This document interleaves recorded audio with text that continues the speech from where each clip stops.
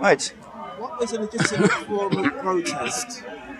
Are Extinction Rebellion the ideal protesters? I had a discussion with Roger Hallam, right? With Danny, actually. It was on YouTube, and he's put forward a theory. His PhD basically argues that wherever 3% of the population can be mobilized behind an objective and are willing, for example, to get arrested for it, then that can bring a change in the psychology and outlook of a people towards an issue. So that's the theory he's worked upon. And he thinks that by having the 3% determined to do things, that you can shift the ideological balance of forces in society. So that's the theoretical framework that Extinction Rebellion are working upon. And when we discussed with him, he was interested in getting Danny here, who we know is a bit of a surrealist speaker, to do performances for Extinction Rebellion. And when we discussed what does it mean, he said, well, anything you want to do. It can be as mad as you like. It doesn't matter as long as it gets attention and publicity. Because then people are discussing the issue and Extinction Rebellion becomes central to the discussion.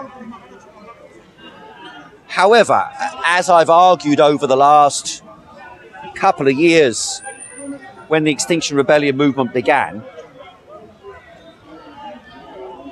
the key aspect to Extinction Rebellion, apart from mobilizing some genuine protesters who believe in just cause, is really linked in with a very powerful corporate lobby. I can name two individuals in particular.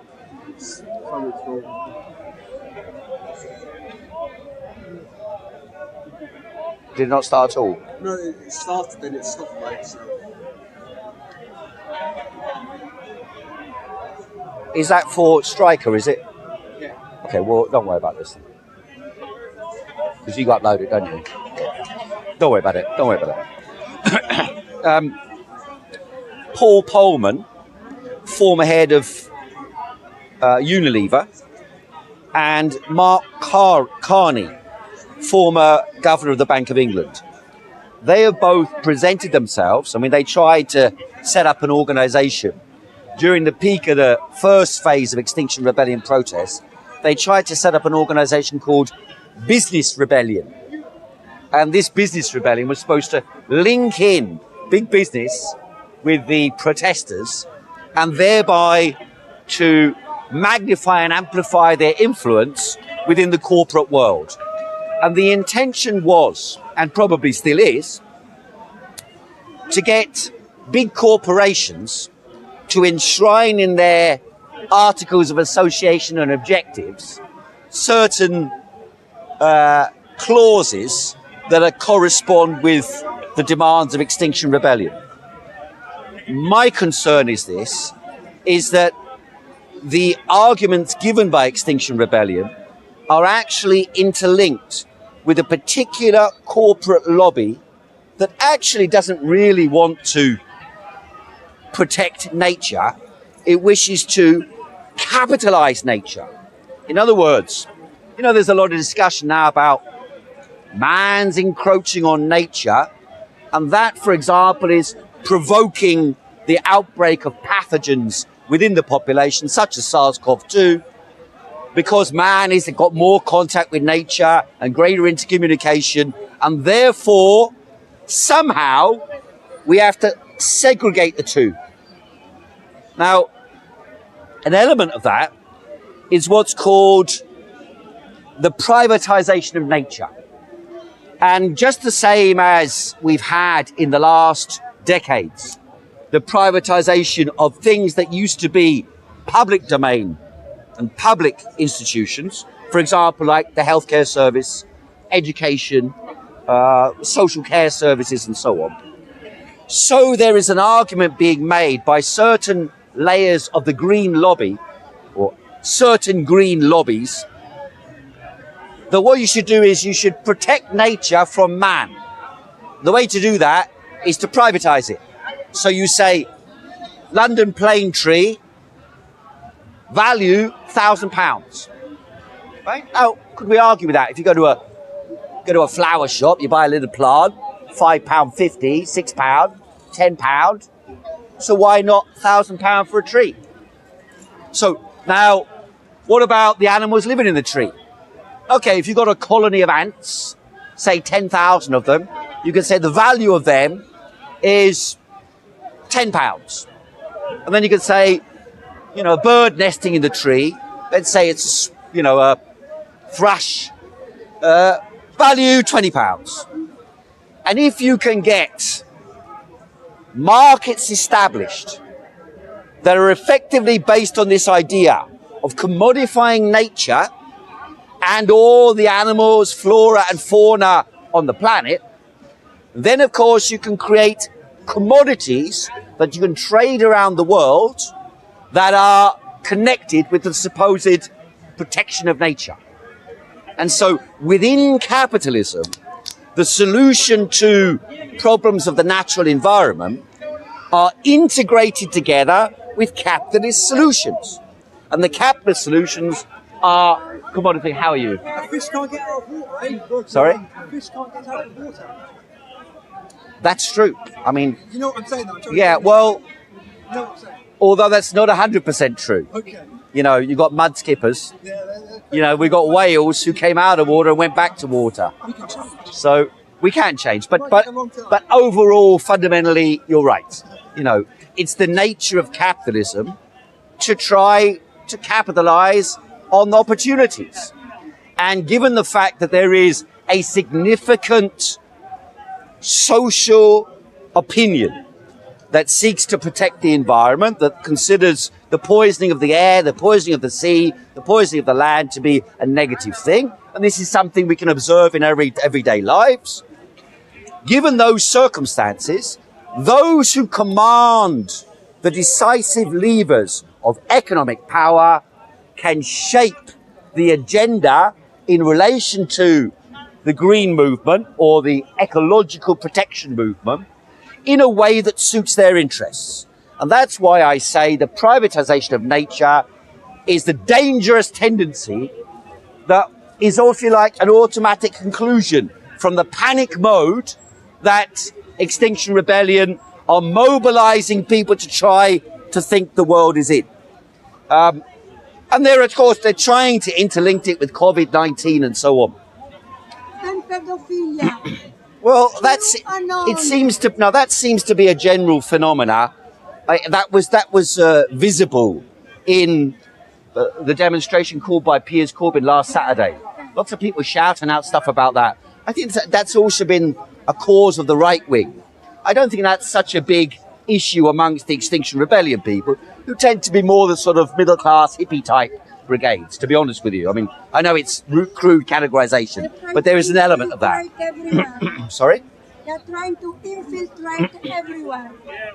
Well, I mean, the people who participate in it, overwhelming majority of them are genuine, concerned citizens. The problem is that there are powers behind these interests that are promoting other agendas. And those other agendas are these grand scope of corporatization of nature. And destruction. I mean, they don't argue it's destruction. Of course they argue it's protection. And some of the measures they take may appear to be protective. But, you know, if any of you have seen the film by Michael Moore, Planet, what's it called? Planet Man or something like that? Planet Humanity. It came in for a lot of stick. But actually, a lot of the points they made are right. You know, what passes for green, you know, is things like planting trees, chopping them down, making them into pulp and burning them. I mean, how can that be called green? And yet that passes for green as biofuels, you know. So it's insanity. But of course, within capitalism, that's how they present it, you know. And Extinction Rebellion made a statement last week. Funny how they can do that without the permission of the members. But they make this statement and they say, we are not an anti-capitalist organization. In other words, they're a pro-capitalist organization. They want, within the system of capitalism, to get their demands enforced.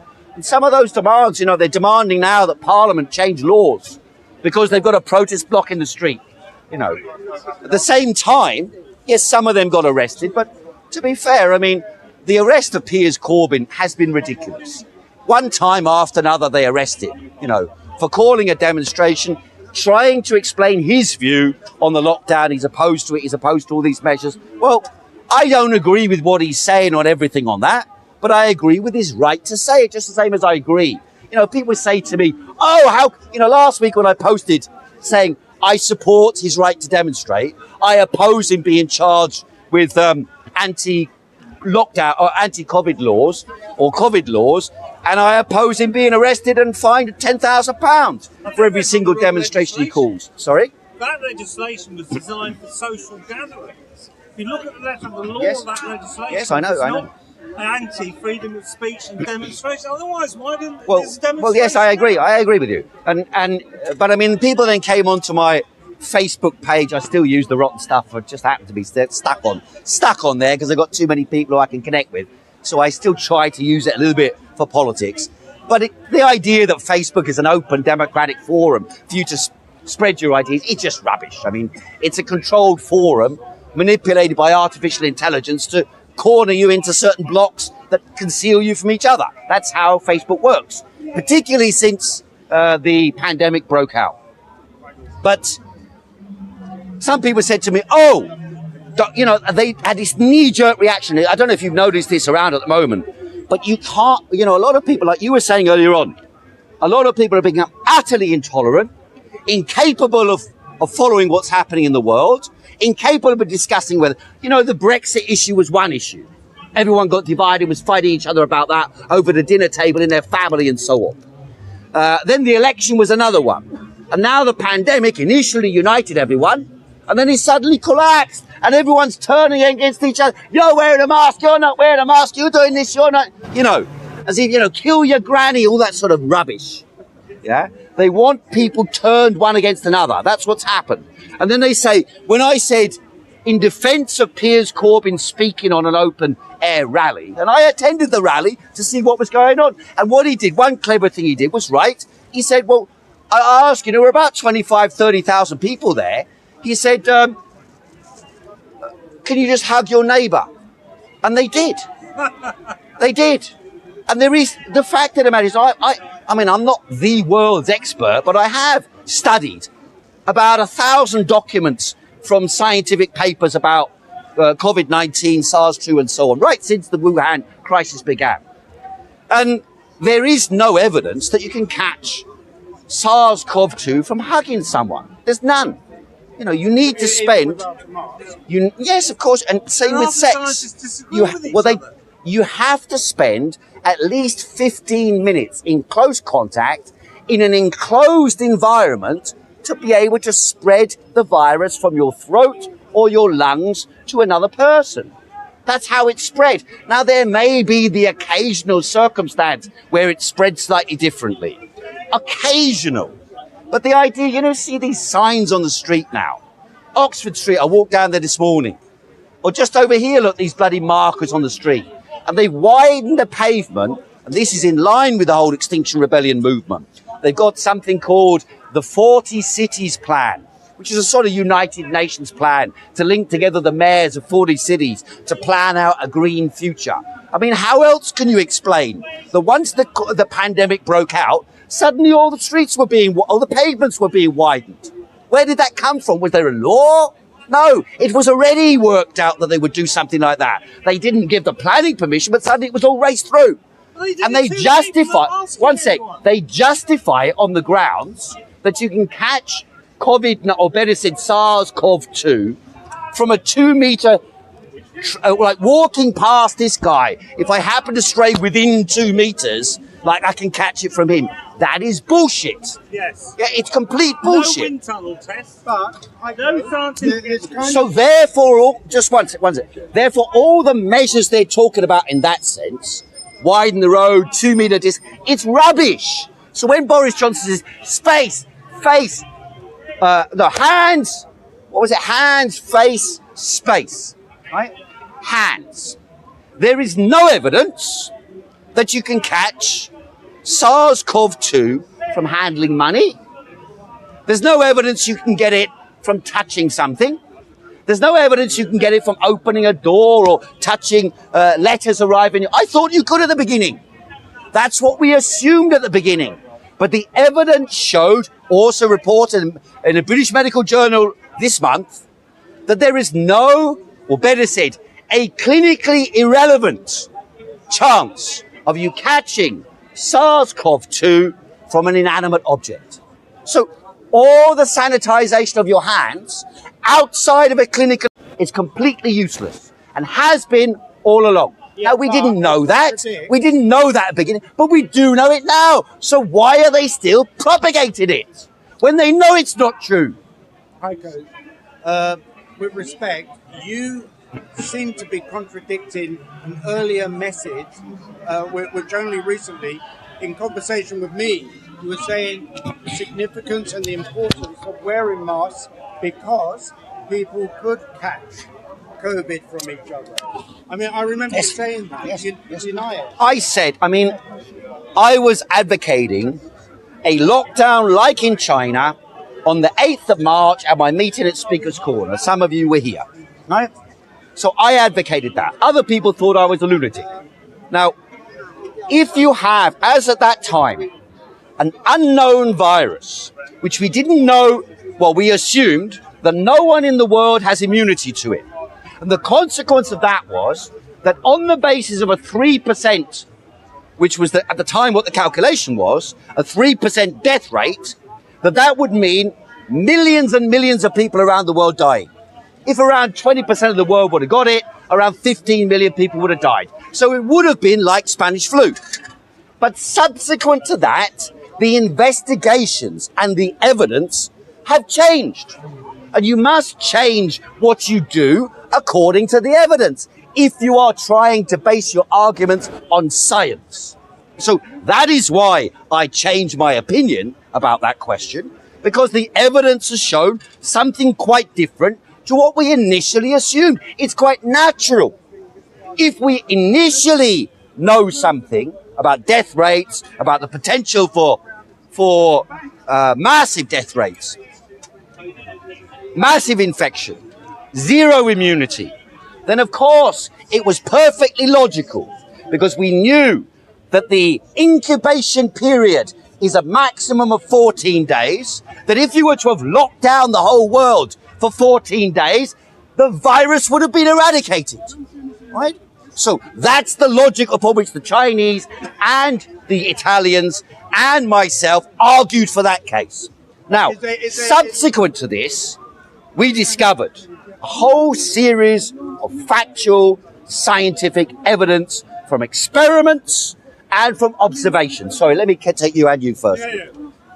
What percentage of the bugs on your hand get washed off in a 5-second hand wash, and what percentage in a 20-second hand wash? Well, the fact of the matter is, all around us now, on this object, on my clothes, on your face, on your hands, there are millions and millions of bacteria and viruses at any time. Yeah? It's the nature of man to have this. And that's how we survive. We have a protective layer. Fantastic thing. The skin.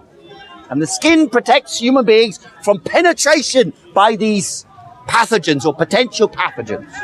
Human beings and all animals survive and exist because they can cope with those things.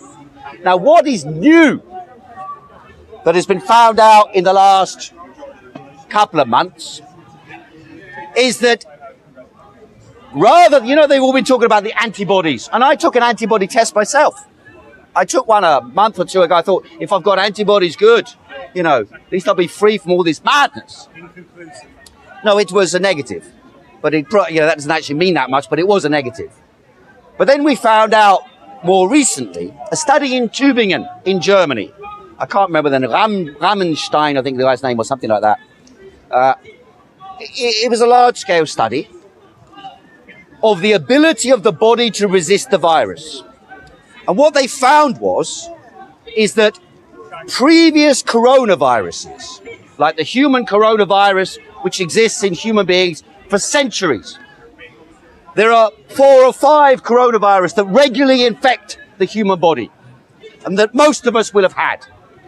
They found that those people who have had a previous infection of 1 or 2 coronaviruses, which have been harmless, and at any time, 15% of the world's population have coronaviruses in their body. At any time, 15%. But they found in the study in Tübingen that 81% of people who have never been infected with SARS-CoV-2 mount an effective T-cell response to an infection of the SARS-CoV-2 virus. Study in Tübingen, as I said last month, 81% of those who've never been infected. Now that, however, the interesting thing about that figure, if correct, and it should be tested on a large scale, the interesting thing about that figure is this. You will remember that at the beginning of the discussion on coronavirus, the World Health Organization, the British, or the English scientific lead in the Public Health England, Chris Whitty, he said at the time, 80% of the population will get a mild infection or no infection that they notice, right? And then the British government advocated herd immunity because they thought, let everyone get infected and just protect the old. Now that sounded barbaric at the time. And indeed, their intention was barbaric. However, if the T-cell responses actually are 81% of the population, then we have had herd immunity all along. All along. So Chris Whitty did nothing, and then Ferguson, with his mad computer screwed up the country. No, that's not quite correct. Right along, there were people who said you should have taken dramatic action, like I said that same, in order to isolate. Now, don't forget, 3 weeks staying at home is not a bloody big deal. It wasn't a big deal, was it? 6 months is. It was 6 months. Look, in China, they shut down. They got rid of the virus. They got parties, music festivals, things that you wouldn't in China after all. This is supposed to be the totalitarian state. Yet they can have parties, they can have festivals, they can have events, they can mingle, and we can't. Why? Because they ballsed up the lockdown here. That's why. And rather than safeguard the hospitals I'll come another day. and safeguard the care homes, they did nothing of the sort. 23,000 people, or no more than that, died in care homes in Britain because of the lack of security provided to those people. There they need masks. There they should sanitize their hands. There they should do the maximum clinical protection because those people are the most vulnerable. Okay, let me ask you, Heiko. Yeah. Are all these lockdowns in places like Birmingham or wherever it is, I can't remember the names of the places, Leicester or whatever, are they all now, in your opinion, is it all designed to create panic amongst the public so that a vaccine can be implemented? Well, I mean, Dominic Cummings, don't forget, is a Machiavellian politician who relies for his methodology on artificial intelligence guiding decisions about human behavior. So what they've passed off to the public in Britain on their, remember these daily bloody bullshit casts they used to have? What they passed off to the public in Britain at these meetings was the idea that behavioral science, so I observe you over the years, and I think, okay, tonight you're going to go doing X, Y, and Z. So, and if I observe you on the internet and I see that a few times you've done that, then I can guess you're going to do that today. And that's the way in which Dominic Cummings thinks. He was told or you'll die. But it's not quite that. It's like, I think you're going to do this, and therefore... Sorry, Dominic Cummings. Dominic Cummings. He was interlinked with all this Cambridge Analytica and all these artificial intelligence, social manipulation policies. And what they did was, during the Brexit campaign, Dominic Cummings used these behavioural algorithms to try to calculate how to manipulate the minds of the population What slogans would be able to facilitate that? To turn us one against another to win a victory. Now you see, but in the case, that's right, he was good at it, or he is good at it. And in the case of SARS-CoV-2, what they've done is initially, when the lockdown came, the attitude in government did shift. We can eradicate. But then shortly after that, they realized they don't have the facilities, the human on-the-ground base. In China, for example, people came round to your house. They provided you with food. You stayed in 3 weeks, but the government provided you with food, with resources. It wasn't going to work unless we all wore spaces when we went to the supermarket. Well, I mean, to be fair, in Japan and in South Korea, they didn't do a lockdown. And they did use masks as a general phenomena, and that also had a successful effect. So there is an argument for that. The problem is that the way in which the British government has pursued this is, knowing that the population are divided on these issues, they seek to regain the authority they lost during the peak of the crisis when thousands were dying. And the way to manipulate the population to get them to reassert the support for the Conservative government, and that's all they're concerned about. They're not concerned about the pandemic. They're concerned about the Conservative government staying in power. That's what they're bothered about. That's number one priority. Do you think Boris is the most dangerous politician? He's not the most dangerous. He's one of the most incompetent, stupid idiots. The point being that he's not in control of it. If Boris Johnson did something to seriously upset Dominic Cummings or the leading cadre in the 1922 committee of the Conservative Party, he will be out. And mark my, I can prove this, because when Boris Johnson stood in the leadership election in 2017, was it? When Theresa May originally, when Theresa May originally got elected, whenever that was, 2015 or whatever that was. When he stood for the leadership, everyone said, Boris Johnson's going to win. And then suddenly, from some dark room stabbing in the back, Michael Gove ousted Boris Johnson. We didn't know why. He didn't put his But the reason is quite simple. Everyone, I mean, I've got friends who know of some tales about Boris Johnson. His drug abuse, his behaviour in relation to, various pegadillos he gets up to are well known.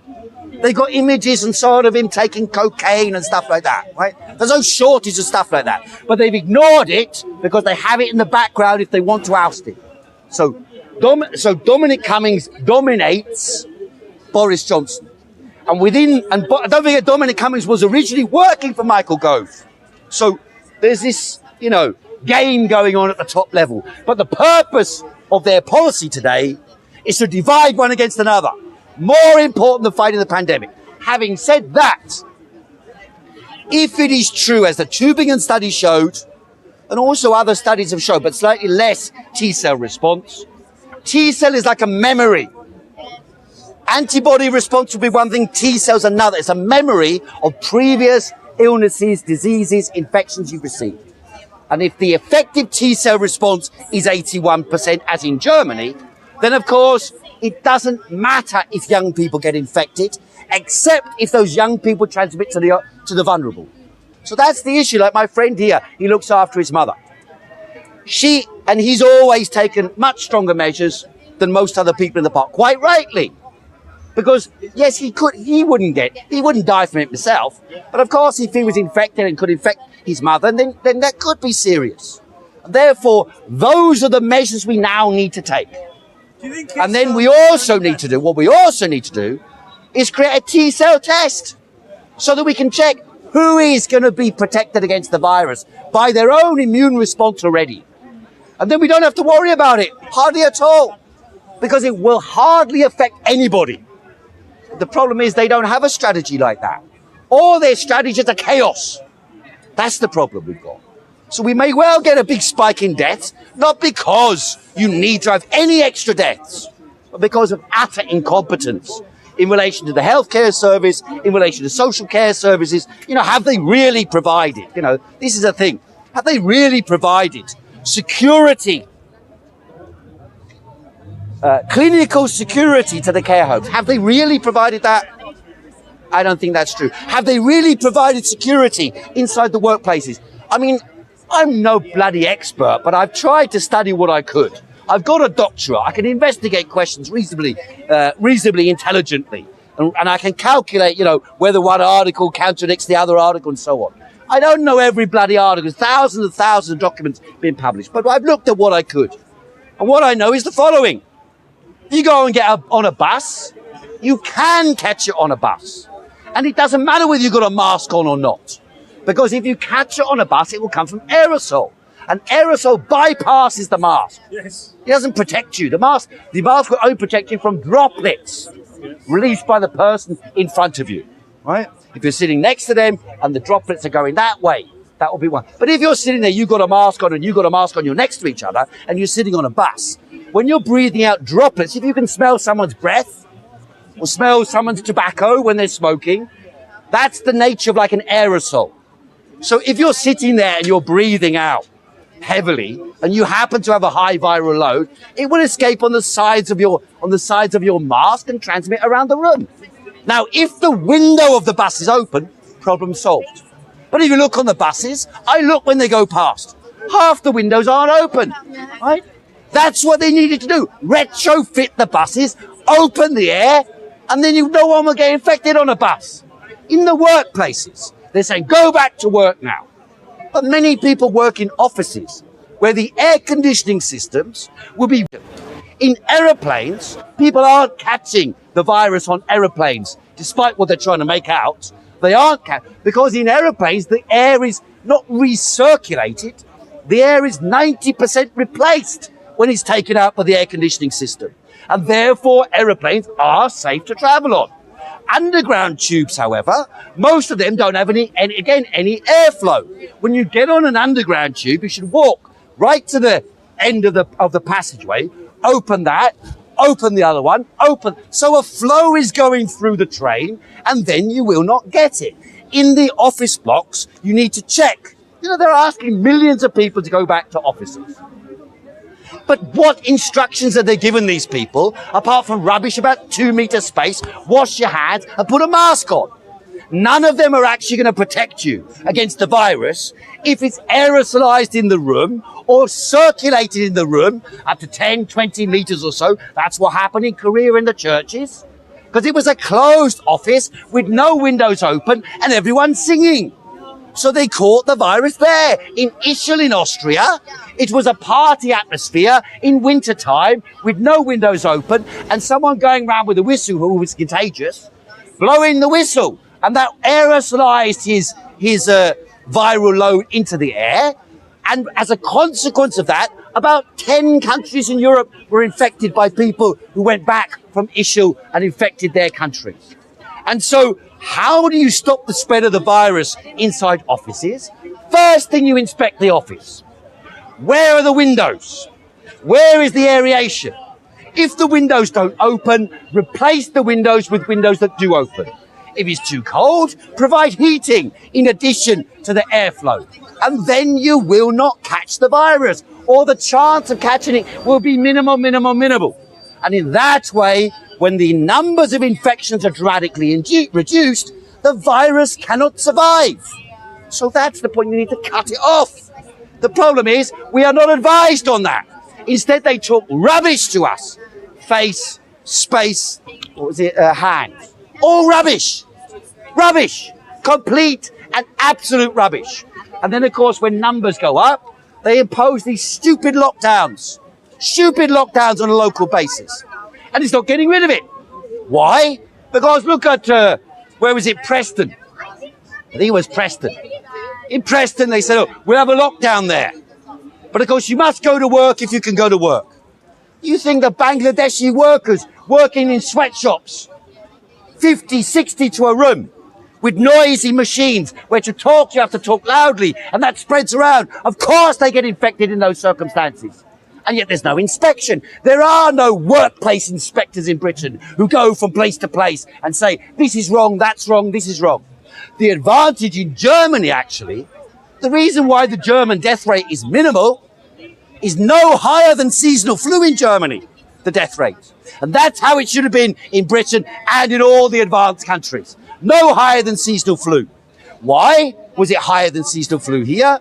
Because the healthcare system in Britain is a very advanced healthcare system. We can keep people alive till they're quite old, 85, 87, 90, 95. And the consequence of that is there are more people with comorbidities being treated and kept alive by the NHS than there are, for example, in India or in Africa, where very few people have died proportionately to the numbers infected. Why was Germany so successful? Germany's successful because they did not spend 20 years cutting the health service to the bone. And that's why they were right on the edge in Britain. They were trying to do it in Germany, funny enough. The ICU units, everybody knows that was important. You had to have enough ICU units, otherwise the hospital's overstretched and the system breaks down. That's what we know, like a house of cards. And so in Germany, they had the ICU units, a surplus. They were never stretched with ICU capacity. And therefore, Germany was able to cope. And they also have the environmental and community healthcare support. One, they could do tests. Two, they could provide environmental support. They could help people. They could assist the old people. They could protect the old people. And the failure in Sweden, actually, is directly attributable to privatization of the provision of healthcare in social care services. So in the care homes, what happened was they privatized the provision of staff. And so the staff, many of them were refugees that arrived in Sweden. They give them the shitty job of cleaning old people's, a mess in the hospital if they can't move or something like that. If they're in the last 4, 5, 6 months of their lives, they're in the care. The average, I think, in care homes in Sweden is 4 months life expectancy. Normally, that's without the pandemic. But of course, it was escalated by the pandemic because the care home staff, a lot of them were former refugees, paid minimal wages, and wandered from one care home to another and couldn't afford not to work. And therefore, they went to work, carried the virus, transmitted it to the old people. Sweden's experiment's been fantastic. Well, I'm just saying to you what went wrong in Sweden. Oh, it could have been better. Of course, it could have been better. The reason they failed in that sense in Sweden, because Norway and Denmark had far lower death rates, is because this aspect of privatization, that's what it is. Privatization means death. But in this particular case, it's very clear how the deaths are directly related to the process of privatization. So that's what's behind it, And you can overcome this you could have overcome it. You see, the problem is that not only did we have the pandemic, but the pandemic was, and I'll come back to that question about the vaccines.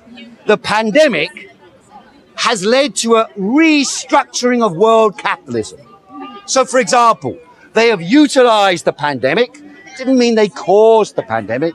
They used the pandemic as an excuse to lay off millions and millions and millions of people and to drive, according to the United Nations, I believe the figure is 500 million people out of 7 billion driven into poverty under the period by capitalism, not by the pandemic, by capitalism they did it.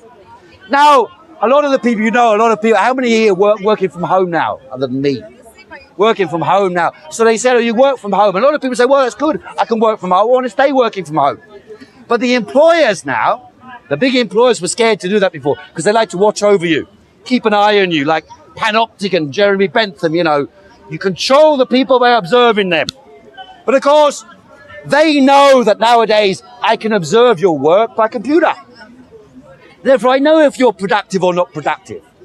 But the problem is if you're a home worker, you might have a contract now for employment, I don't know. But in a year's time, maybe they'll change that contract and you become just a momentary contractor working for them, perhaps on half the wages. And they'll have all the power because you're isolated. You're not a group of people in a workplace where you can get together and say, we're not having it. You're all isolated at home. So they can turn around to you and say, we're going to pay you 20% less. The next guy they turn around and say, we're going to pay you 25% less. And you're not going to be any the wiser. And you've got no means of fighting it. And so that's why they will create the general casualization of what used to be skilled work multimedia work, artificial intelligence, computer programming, or banking, all these type of office jobs that previously were, until a year ago, and even now are quite well paid jobs. They're going to be pushed out right across the world. Don't forget the office blocks, They say to us that now, come 23rd of September, they can start evicting people from their homes. No more pandemic. And already you've got hundreds and hundreds of people sleeping on the streets of London. And there's dozens of them sleeping just across there. During the peak of the pandemic, no more homelessness. They're all in hotels. Suddenly, yeah, that's right. And the hotels are still empty.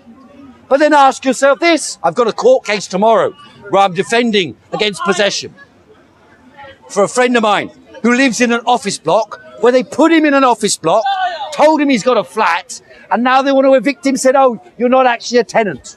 Now, we now have more empty space in London, in New York, in every major city in the world than ever before in human history. Millions and millions and millions of square meters of empty property all over the city here alone. And yet, if you say you can't pay your rent to the landlord, they want to turn around and evict you now again. But all the big companies are turning around to the property owners and saying, we're only going to pay 10%, 20% of our rent. And so one rule for them, another rule for us. So it's all about restructuring. And then, I don't know if you saw in the newspapers last couple of days, What are you going to learn, bro? there's a bank called SoftBank. SoftBank is a Japanese international bank. And they were big financiers of this, I'm live, bro. what was called, it's like a cult. There's a cult called WeWork. And they pretend to be a company, but it's a cult. And the cult, basically, they invite people into their offices. Then they give them this training about, how to improve yourself, how to become superior. Co-working, they call it. You share a space, you exchange ideas. They give you free beer on a Friday night, yoga classes in the morning, wellness classes at 10 o'clock, free coffee at such and such a time. And that supposedly was going to be the future work. All it was a guy who used to smoke too much dope, getting euphoric all the time and dreaming of reorganizing the whole world. And that's how they got this business to be a multi-40, $50 billion company. All collapsed now, of course. And they were partly owned or majority owned. Yes, that's true. They were majority by SoftBank. Let me just come back. You're right. But now SoftBank, the main financier of WeWork, what they did was the Financial Times a couple of days ago reported SoftBank, they said headlines. The other newspapers didn't cover it at all. It says SoftBank is the whale that caused the tech boom and collapse in the last couple of months. There was a gigantic rise in the share price of tech companies. That enabled, for example, the owner of Amazon, Jeff Bezos, to increase his personal wealth in 24 hours by $15,000 million dollars. 15,000 million in one day. Unheard of in world history. Enough money to provide for 5 million people a year who starve to death. Enough money to eradicate that starvation. We talk about Auschwitz, when these people are accumulating this vast amount at the same time as millions are on the edge of death or dying. And then SoftBank basically threw money at these tech stocks, massively elevated the price of them on the base of speculation. They make a calculation on the futures market. It will be worth this much in 2 days' time. They chuck in enough money to jack up the shares, and then it becomes true. They get a huge dividend, and so on and so forth. And then now they crashed it again. SoftBank, SoftBank calls in, SoftBank calls off. So it was. That's what they reported in the Financial Times this week. Now, what does it mean when the tech companies accumulate all this wealth and they, as I said, they push you out of the office? Well, of course, if you're looking at a tech company, Microsoft, for example, or Facebook, and they no longer require their offices, well, they've saved an enormous amount of expenditure. And they've got a remote-controlled staff. And, of course, their aim when they're sitting there with their algorithms, or when their algorithms are pumping away, is to find a way that their algorithms can replace you. And once their algorithm replaces you, they no longer need you to be an employee. And so the big tech companies accumulating vast amounts of money out of the pandemic, Zoom, Facebook, Apple, Google, Amazon, and the rest of them, the massive resources have been transferred from real production, the production of real tangible goods and services, into technology companies, mainly based upon artificial intelligence algorithms and the harvesting of data from the world's population and the harvesting of the work of the world's population. You're shaking your head in skepticism. People are using these technologies to store a value. They're seeing that the money printing is getting out of control. There's no actual intrinsic value in currencies in the whole. So they're using these large companies as a place to park their money. Well, yes, but the point I was making is this, is that the accumulation of capital by these large tech companies allows them, once the crash has wrought its way through the economy, the giant crash we see around us now. My friend, I'm not talking about tech stocks. I'm talking about the rest of the economy, the real economy. Walk down the high street, every bloody 5th, 10th shop is shut, right? Millions and millions unemployed. One sec. The issue I'm saying is this, is that the tech companies, having accumulated this vast resource of cash, will now go on a spending spree to buy up the real economy for nothing. That's the game. That's the way capitalism works. You know, you accumulate the cash and you buy your competitor for nothing. When they go bust, you push them out of the market, and the same in relation to the labourers.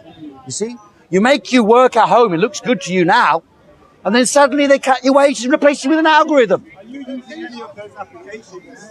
Of course I'm using them. You know, we live in a world where, of course, it's almost unavoidable to utilise those things. However, do those companies have to operate the way they do? Or better said, does technology have to be an instrument for the oppression of mankind in the pursuit of profit by the giant tech companies? No. That's right. That's why capitalism has to be overthrown. And a society established in which public ownership of the banks and big industries belongs to the people. That's very contentious, what you're saying. It's not that contentious, actually. Even newspapers that are interlinked with world capitalism, like the Financial Times, have had a number of articles saying, can capitalism continue the way it is? Now they're saying, of course, they want to amend capitalism, adjust capitalism. I am arguing for the overthrow of capitalism. So there is a distinction. Last August was the biggest, the biggest house price increase in the last 10 years. Prices have gone up and rents have gone up. How can you say that's in this? Well, property prices rising is not actually an economic benefit to the population. First, the gentleman is saying property prices are rising. How does that fit what I'm saying? I'll come back to your question in a second. Now, property prices have risen last month. You know, one, because the government encouraged this by abolishing stamp duty temporarily. Second is because people like the gentleman here perhaps can think, oh, well, why should I now live in a city where I might be in prison for 6 months? Why don't I move to the countryside? Property might be a bit cheaper. I can sell my one-bedroom flat in London for £600,000 and I can move to Surrey, live in a 3-bedroom house and still save some money. Still have more money in change from buying the property. And therefore there's a push into the countryside, into the south, away from the cities, towards the suburbs, as a consequence of the dynamics of the pandemic. However, that will not lead to a real increase in the price of property. Why not long term? Why? Because look at the available property. You know the law of supply and demand. If you've got a massive supply of property and there's a fixed demand, then the property prices will fall. If the demand is falling, the property price will fall even more. There's a temporary spike in, just one sec, temporary spike in some parts of the country for the reasons I just explained. But given the fact that the government has just passed laws that allow for the transformation of empty buildings into properties that can be used for rent or for housing immediately, no planning law, no planning permission required, it means that all the empty offices are now property to live in. And therefore there will be inevitably a generalized collapse in the property market. Don't forget this, you know, as they say, the owl of Minerva flies at the dawn, at the beginning of dusk, better said.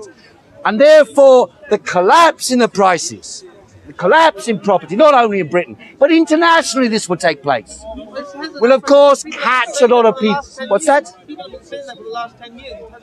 My friend, we are not in a 10-year scenario. This is the biggest economic collapse since the 1930s. The biggest economic collapse worldwide since the 1930s. Possibly bigger. If you want to get a plumber, any tradesman in London, around here, I reckon it's about £200 a day minimum. And you can get, you know, if you've got any skill, you can get, you know, most of these builders, you know, they just, you know, cannot keep up with the demand. So you have Not to... true. I am refurbishing my property, and it was very easy for me to find plumber and any kind of carpet fitter. There is a partial truth in this respect that because of Brexit, a lot of the people who used to do work like that have left the country. And therefore, if you're in an area, I don't know, your area maybe not, but if you're in an area where you require a plumber, and there's not so many Polish people who used to be plumbers in London, then of course it's going to be more expensive. Just the same as before, when there was a huge influx of Albanians, Romanians, East Europeans to London, the price of wages for working on, well, they're not still here. Hundreds of thousands have left. Hundreds of thousands have left. And many of them were involved in precisely these types of work. And of course, what's happened is, in those days when they first arrived, you know, building workers' wages dropped. They were about 10 to 15 pounds an hour in the 1980s, at the time of the building of Canary Wharf. There was a huge demand for building workers. But in last 5-10 years, price of wages for building workers went down to £7 or £8 an hour. Yes. So, you know, these are supply and demand questions. So why can't we sort of work with supply and demand? I mean, you're here speaking all this. I mean, it's totally unproductive. The solution is quite simple. What you're saying is totally unproductive. The solution is quite It's simple. not adding to the economy. You slash the working week. Why don't we sort of train people, you know, for the new what? sort of work? For what? Created demand. For what are we going to train them? Whatever. What? Whatever the market needs. Well, how do we know what the market needs? The market is the market. What decides what the market needs? Nobody knows. No, people do know. You know as well. What decides what the market, you know? Supply and demand. No. And the price of the cost of funding. Look. I know you're in business. You don't go into business unless you're making money out of it. Not necessarily. But that's the aim, isn't it? Your aim is to make money. Is your aim to make money? Start out with £10 and end up with We more. are babysitting tenants. What's that? We are babysitting No, I'm not tenants. asking about the specific. I'm asking a very simple question. If you're a businessman, your purpose is to increase your money. But you can lose Not to money. lose, but that's not the purpose of it. Well, but you can't. You're taking a risk. Of course, but the purpose of business is to make money, not to lose it. You can say I might risk it. True. So that decides what the market is. The making of money. The return of more money from an individual investor. That's the purpose. Of course it's necessarily. Otherwise the market collapses. Return on investment. If you are losing money all the time, then of course you're going to close shop. That's why all these shops have closed. Because they think I can't get out of the debt trap and I can't make enough money to pay the wages, to keep the company open and to make money myself. Therefore you close down. It's not complicated. Huh? So capitalism is a You scam. don't think it's their fault? These are the laws of capitalism. It's not even because they're bad people or good people. It's because their behavior is governed by this law. Profitability determines investment. That's what decides it. And if profitability falls, you stop investing. It's natural. And then after a while, he's got the heart's not really in this anymore, and he closed down his profitable business. How do you answer that? But it does provide a service as well. The issue is not about the individual circumstance of one person, because the market is a process guided by the dynamics of the largest companies in the world, and therefore they shape the entire world economic geography, whether it be the poverty in Africa, whether it be, you know, the structure of the Indian economy, or whether it be how companies operate in London. It's the same laws are applicable everywhere in the world to the economy. And therefore, an individual decision, one way to close a company or one way to open a company, has no real effect, because the dynamics will be the same. If profitability were high, let's say like after the Second World War, average profitability in Europe, Japan and America, 45%. Right? If you were like in a situation like that, there will be massive investment all across the world. If on the other side, profitability is 5%, and it's barely above interest rates, or you can do better by being a landlord, then you're going to pull your money out of the general economy and put it into those sectors. That's a simple law. And it doesn't matter what the individual does that deviates from that. The overall law will be governed by the dynamics of the market. And those dynamics are not decided by your individual brain or your individual intention.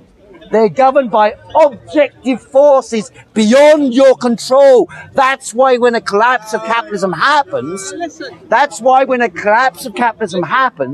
it appears to be like some alien bolt of thunder or lightning hitting the earth, unexpected, a shock, something out of the blue. But actually, if you study the dynamics of the system of capitalism for the last 400 years, you'll see boom, slump, boom, slump, boom, slump, governed by the rate of profit. The higher the profit, the more the investment, the longer the period of boom. The lower the profit rate, the shorter the period of boom, and the deeper the recession. That's the dynamics of capitalism. They are proven empirical facts of the dynamics of capitalism. You should be smart and take advantage of the recession to make money. It's neither here nor there, my friend. The gentleman say you should be smart and take advantage and use the opportunity. Well, that is a purely subjective standpoint. In circumstances where the economy has contracted by, let's say, like India, 20%, with a 20% contraction in the economy, of course some people can make money and take advantage of the situation. For example, by turning round to textile factory workers working on $1-2 a day, in the circumstances now where they can barely make ends meet, you can turn and say, I'll pay you $1 a day. You got 1,000 workers for $1,000. You got 1,000 workers knocking out stuff for the Western market at half the price. And therefore, yes, that's a good opportunity for a capitalist in India. But that's not a solution for society. It's a solution for the individual. And of course, the capitalist ideology is anchored in the concept that my personal selfishness or my personal wealth acquisition is itself the manifestation of a universal consciousness. But when I illustrate the point about the 1,000 workers in India halving their wages, obviously the employer in those circumstances, working according to perfectly logical conditions. It's totally logical for an employer in India paying $2 a day before the crisis now to pay $1 a day. And if he doesn't do it, the next person will do it. And therefore the laws governing capitalism are not the choice and whim of the individual employer. That's why, for example, in the 19th century, there were dozens and dozens of experiments by people trying to make cooperatives, by Robert Owen, for example, the famous British philanthropist, founder of the cooperative movement, founder of the trade union movement. He set up a community in America of cooperation. You haven't. Yes, new harmony. You haven't. Within 2 or 3 years, it collapsed because it could not compete on the marketplace. Because when you improve the lot of the workers and make model conditions, you're contradicting the guy who can push down the wages and make money that way. And so it's not because the capitalist is evil, bad or greedy. He may be that, but it's not because of that that they do what they do. Rather, they do what they do because they must do what they do. And therefore we regard those of us who are not in their position, regard them as greedy, evil, and so on. Whereas actually, they are simply performing a theatrical role created by the system of society we live under, in which we are allocated certain roles. Look at the algorithm. Boris Johnson, what a twat, turns around and says it was a rogue algorithm. A rogue algorithm. Weren't they the guys saying they were driven by the algorithmic science of behavioral knowledge? And yet, a rogue algorithm multiplies and replicates the worst class divisions imagined from Victorian times. Working class school must be shit. Eton must be great. No matter what your proven results were, that's how the algorithm decided. The algorithm didn't decide. The person inputting the data and the parameters to the algorithm decided. And because he was an arch Tory, it came out with Tory solutions. That's what an algorithm does. It turns out results that you input in depending upon your value judgments before you input in. And that's the danger with modern technology, is that technology is not serving man, not a slave to man, not a robot for you and I. They're robots and slaves for the capitalists to accumulate more profit, more money, more resources from the mass of people of the world. And that's where wealth comes from.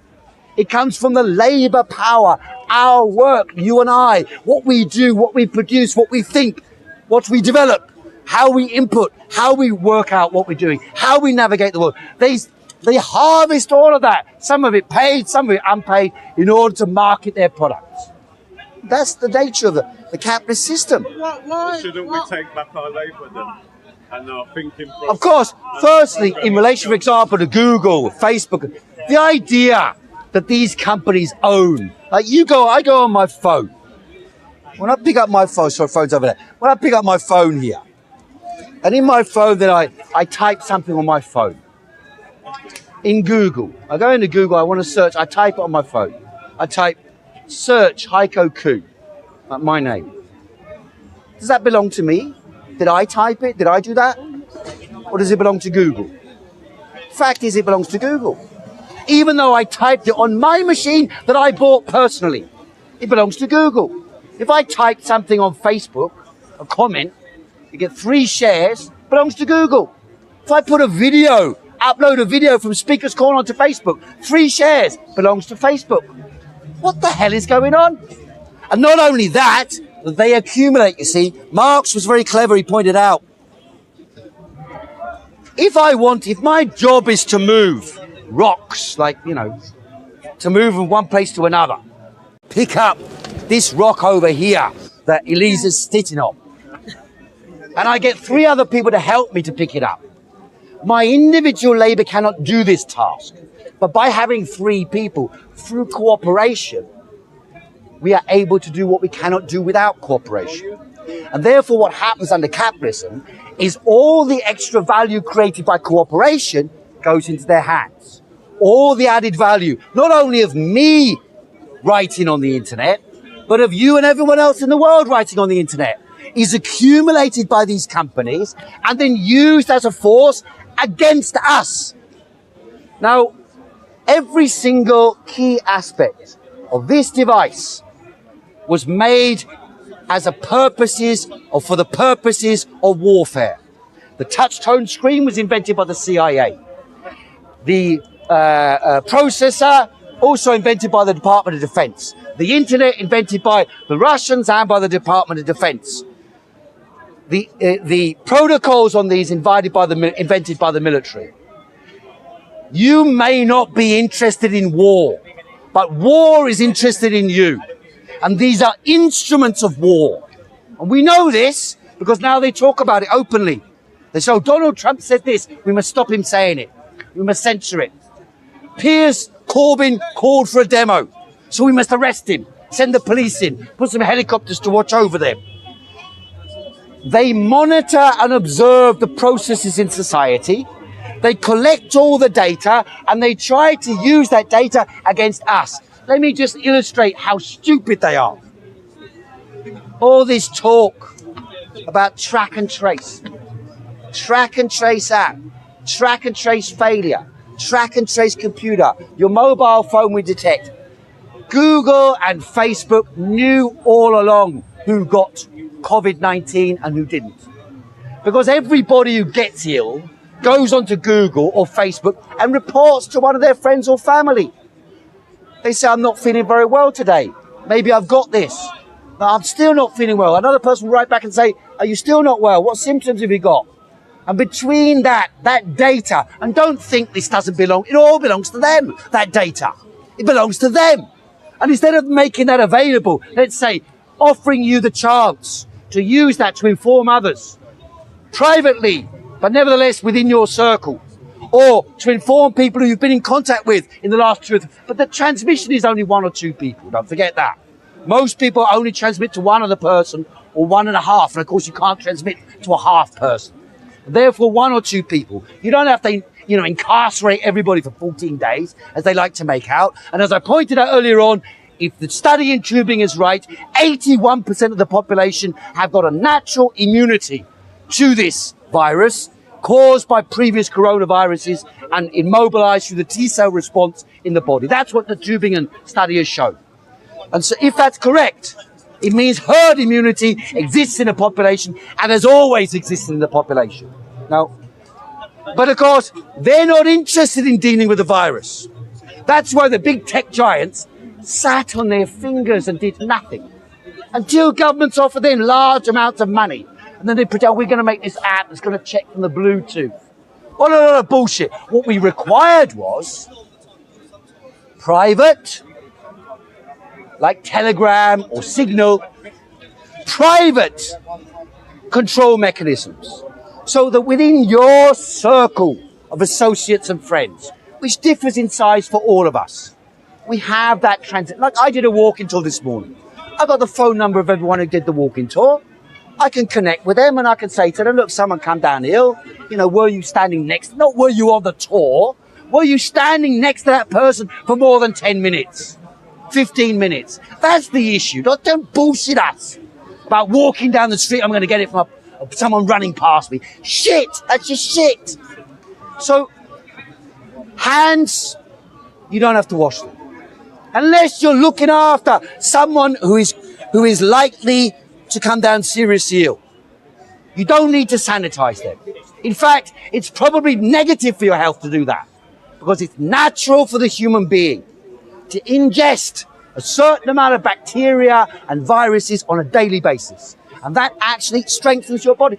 Let me give you a way in which, I know this is going to sound mad, but it's not so mad.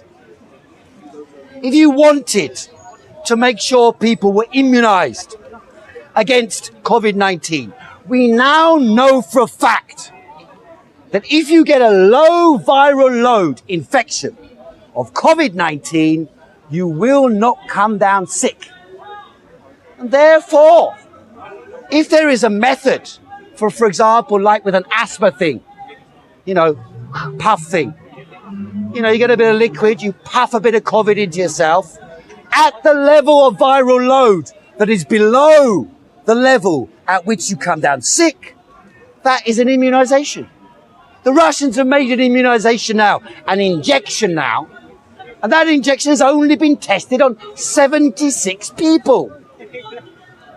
There was Piers Corbyn was on television last week on Good Morning Britain.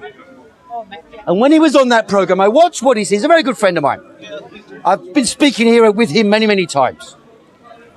And when he spoke on there, they all asked him, well, what should you do? What's effective to protect you? And Piers turned around and said, hydroxychloroquine. And I thought, oh no. And then they all attacked him. hydroxychloroquine. That's been proven to be wrong.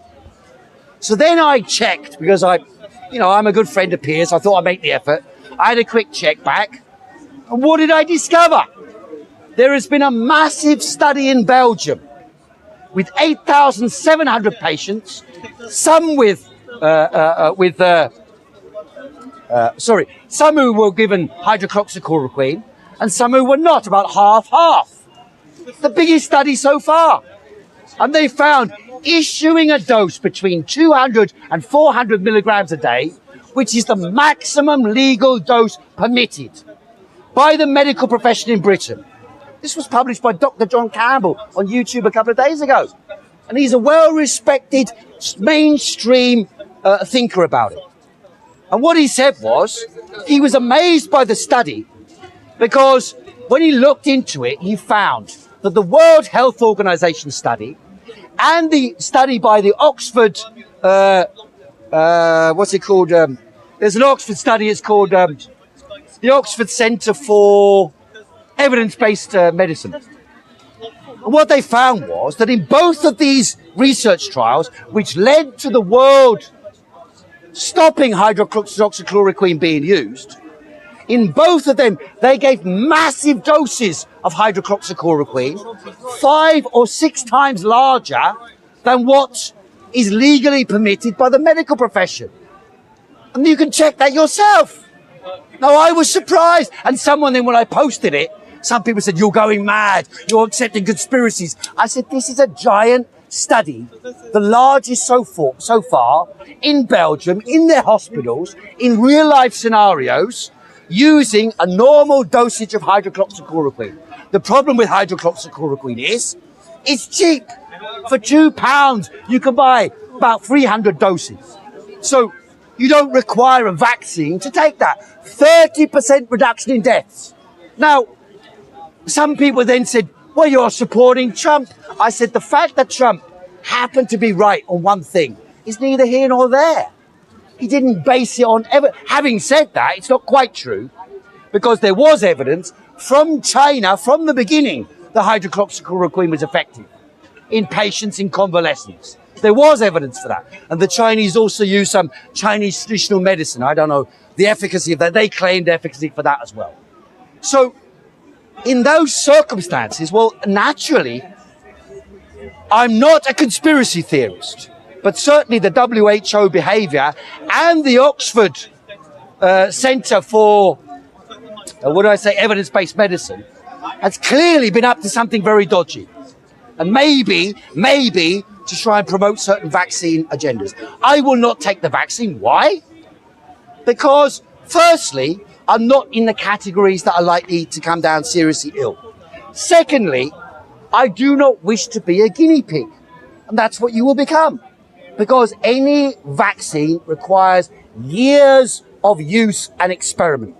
How can you know the result in 5 years' time if you've only studied for 3 months? It's impossible. If you look at the Center for Disease Control in America, on their main website, look up the history. They've got another interlinked website of their own, the history of vaccines. It says on there, on the Center for Disease Control, the United States, which is one of the, if not the leading Center for Disease Control in the world.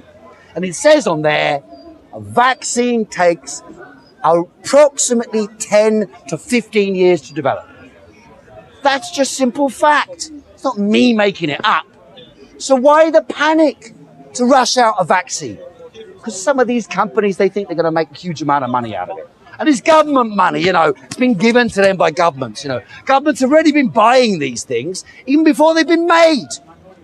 More squandering of resources. And of course, when they want to test the vaccines out, the Russians, for example, they tested out a vaccine on 76 people in Russia, generally military personnel, so fit and strong. They all had adverse reactions, or nearly all of them did. Nearly all of them came down sick from this injection. And now they're going to test it out in Mexico, on a load of poor people in Mexico. That's the game they play. They like to test these things out on large numbers in India, or in Africa, or in Mexico. So it's perfectly reasonable to say, I will not take, doesn't make you anti-vax. I've had vaccines since I was a child. Smallpox vaccine I took, cholera vaccine I took, typhoid vaccine I took, BCG we were given at school, measles, mumps and rubella, you name it, I had the vaccines. I didn't know, I was a kid. But why should I not have taken? They've been proven to be efficacious. The smallpox vaccine eradicated smallpox from the world. And so there's nothing wrong with vaccines, but they have to be tested adequately. You can't just jump and rush a thing like that because of some panic mode they've all screamed about. The panic mode is bullshit. Now we need rationality, calm, genuine protection of those vulnerable. And then the problem is over. It will disappear because we protect the vulnerable. We don't fight each other about masks. We maintain social solidarity. We organise the workplaces to make sure they're safe.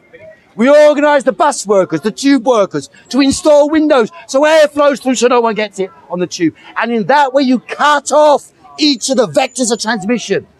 And in that way you resolve the problem. The problem, however, nowadays is that the crisis of capitalism has been confused with the crisis of coronavirus.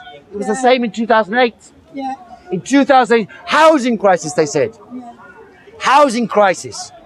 Bubble. And they said that's the cause of it's not the cause of the crisis. That's the single thing that knocks the house of cards down. That's all it is. In this case, it was the lack of provision of healthcare protection for the elderly.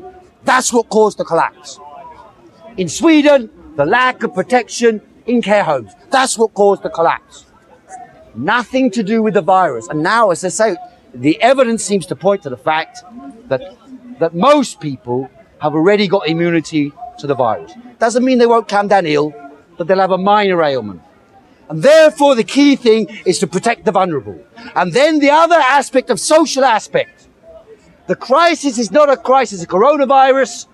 The coronavirus is just a crisis of capitalism. We need to slash the working week. A 20-hour or a 25-hour working week. 6-hour working day, 4-day working week, 24-hour working week. Use technology for the benefit of man. Not to plunder us, rob us, and make us slaves. Use the resources of the economy for the benefit of man and create a world,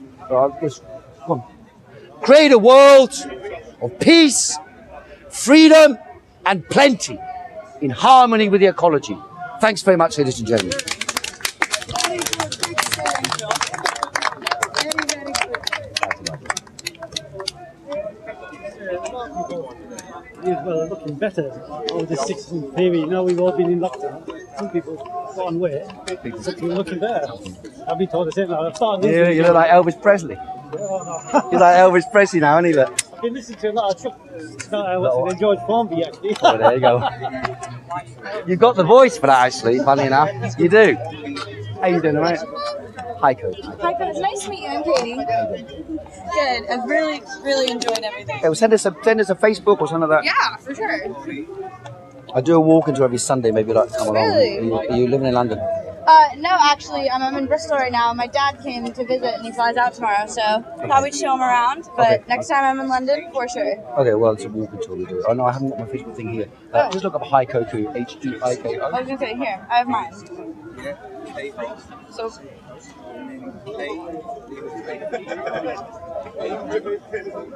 Whereabouts are you from? Oh, from Kentucky in the U.S. Okay. Yeah. Awesome. Thank you. Okay. Thank you. Have a good I didn't agree with some of it, but I nor did I. But I thought that it was very well researched. I think it's very good. Thanks. You know, you seem to have a basis to it. Most of what you said, and I really did appreciate it. Very few people argue in fact anymore. And you had some humor in it, but no, that was interesting. Especially, and you complimented Trump. I mean, we don't get too much of that. Well, I didn't compliment him, but I'm not going to compliment Biden. All right. Okay, see you guys later. Have a nice trip home. Yeah. See ya. Biden, you wouldn't remember it, so. So it's a shame there's only one in the world.